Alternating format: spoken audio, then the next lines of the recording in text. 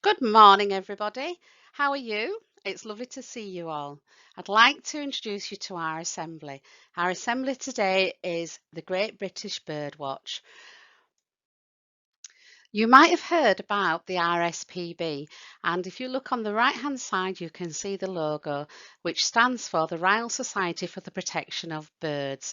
This is a very important charity in our country, and it looks after the birds and allows us to look at how they live around our country. Here are some very common birds that you may have seen around school, in your garden, on the street as you're walking to and from school. You may have seen some as you go shopping, sitting on the fence, just looking for food or just flying around. Some of the birds make a very loud sound. One of them goes caw, caw, caw. Others make little cheeping sounds like cheep, cheep, cheep. Let's see if you can spot what they are. Here we are, let's have a look at all of our birds that we may see around our towns and in our gardens. This little fella is a blackbird, and you can see he's a blackbird because of his orange beak and the orange around his eye. The blackbirds aren't very tall, they're about a medium-sized bird, but they are distinctive because of the orange around the eye and the orange beak. Our next bird, with a beautiful speckled belly, the purple head with a little tinge of green and the big orange yellow beak, is called a starling. Now, a starling, they fly around within a flock of birds. That's what we call it when we see lots of the same birds, a flock of birds. And starlings will fly around in the evening, usually as the sun's setting, and they make beautiful patterns in the sky. See if you can spot some. We usually see them in the summer or at autumn time, but I know there are some about, so keep your eyes out for that one. Now, this bird is the crow, and it is quite a large bird. It's got a great big beak here. It's quite tall. It's much taller than the starling and than the blackbird. And these crows are very distinctive because they make a huge sound. They're the birds that go caw, caw, caw. They are all over. If you have a look, you will see them, and you might not see them, but you may hear them because they are very, very vocal. Now, our friend here, this is a pigeon. She could also be found in the towns. She'll be found in your garden. She could be found in the woods. And they make a different sound from the crow. They make a cooing sound like coo, coo, coo. And you may see them when people are giving them bits of bread and food in the towns. Bread isn't good for birds, so we mustn't really give them bread. What they need are seeds. And here's our little friend, the robin. This is a male robin, and he's male because he's got the red breast. A female robin doesn't have a red breast. You will see him around now in winter, and I saw one on my fence, my garden fence, on Saturday. I see them as I'm walking around the street, and they sometimes stop and they chirp at me, and they've got a lovely little chirp. Just see if you can keep your eyes open this week for these 5 birds. I'm sure you will be able to find them. Here are some other birds from our country. I wonder if you know what they are. You may have seen them flying around.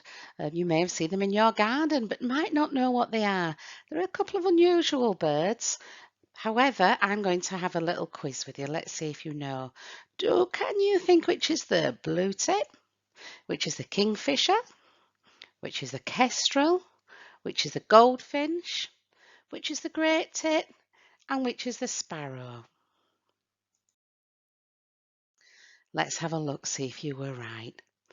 So this bird up here, it's got a beautiful red head and it's got an yellow on its wings.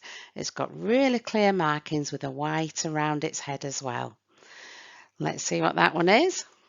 That one is a goldfinch. Now this one, you often see this one down by the riverside or down by the canal, and you will see that diving into the water. Can you have a guess what that is? What's the clue in the name? That's right, it's the kingfisher. Now this is a little bird which you will see everywhere. You will hear it singing, you will hear it flying, you will hear it tapping on your footpath or on your ceiling, and if you've got a conservatory. That's right, that's a sparrow.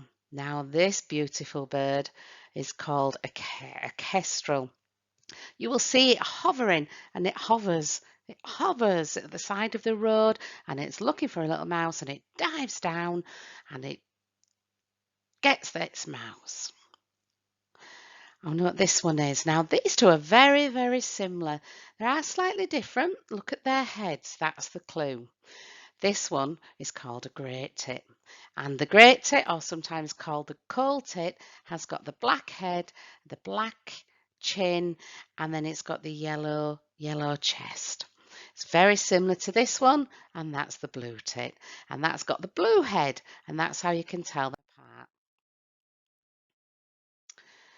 Now then, in the country, we're going to be doing the Great British Garden Birdwatch, and the RSPB are launching this. So how does it help?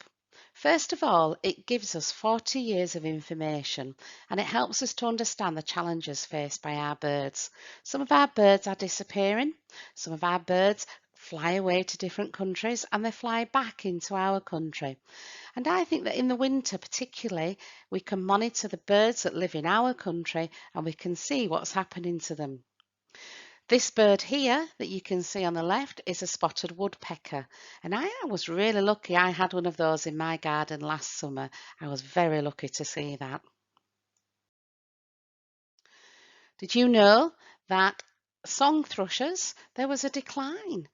A huge decline. The song thrush was in the top 10 birds in 1979, but by now in 2019 there's a decline, and now in the number 20, and they've declined by 76%. I wonder if you could hear what a song thrush sounds like. Now then, this is our little sparrow, and what the RSPB have found by the Great British Garden Birdwatch is that the sightings have dropped by 53%, which means that we're not seeing as many of them all about. However, if we do look around, we will see them on the fence, we'll see them in the school grounds, you'll see them in your garden, and you'll see them everywhere you go. You'll hear them as well. You might hear a bush and they're singing in the bushes. And that's because in the last 10 years, their numbers have grown, showing that we're beginning to see some signs of recovery. Results like this help us spot the problems. But really importantly, it shows us what we need to do to put things right, and we can investigate what's causing our sparrows and our birds to disappear. How do we bring birds to our patch? So here's a picture of my bird feeders here. And this is a picture on my fence, and you will see that I have some bird houses that I'm hoping to get birds to come and lay their eggs in. Here's my bird feeders, and here's some more of bird feeders. And you can see that birds will come and get their food from the bird feeders wherever you put them in your garden. So how do you begin bird watching? First of all, you pick a time. You can choose any hour between the 29th and the 31st of January. So just 2 days. So whether you're an early bird or a night owl, you can still take part. You might be wondering how you can bring birds to your garden. Whilst I was out walking last week, I listened really carefully to see if I could hear any birds. And I'd like you to listen to see if you can hear any birds. Listen carefully, see if you can hear any birds. Listen carefully, see if you can hear any birds.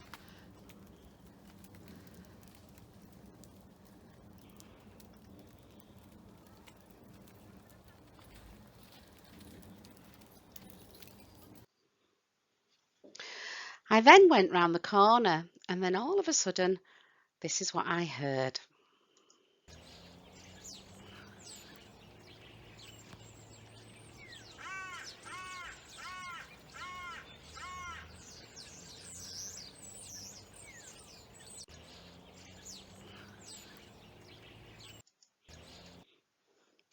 And from here you can see that there are birds all around us. This was just around the corner. So in order to attract the birds to our gardens, we have to give them some food and we have to give them a reason to visit our gardens. Some of our trees have berries on, but sometimes we do have to give food and we have to give water. So what I'd like to do is to show you how we do that.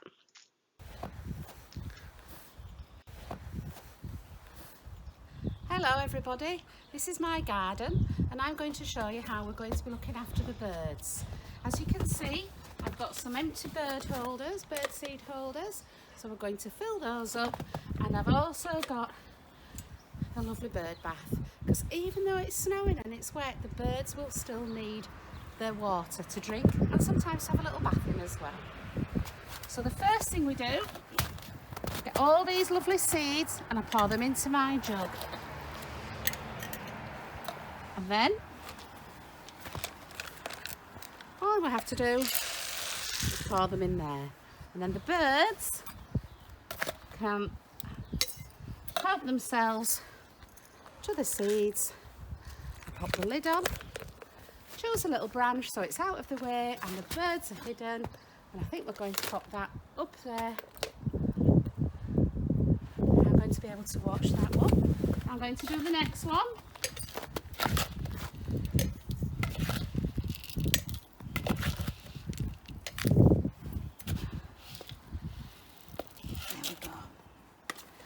That one up, pour it in, pop the lid on, stop the water getting in, and let's find another little branch.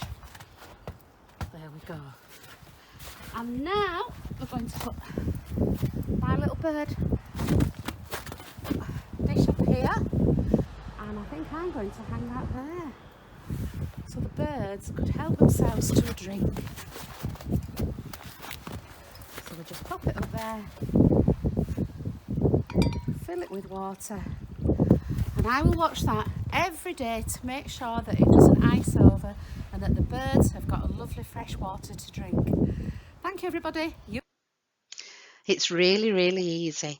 First of all, get your ears used to listening for birds, find out where they are, and then if you pop those in your garden, I am sure you will get some little visitors coming to see you, just looking for their seeds, especially whilst it's cold.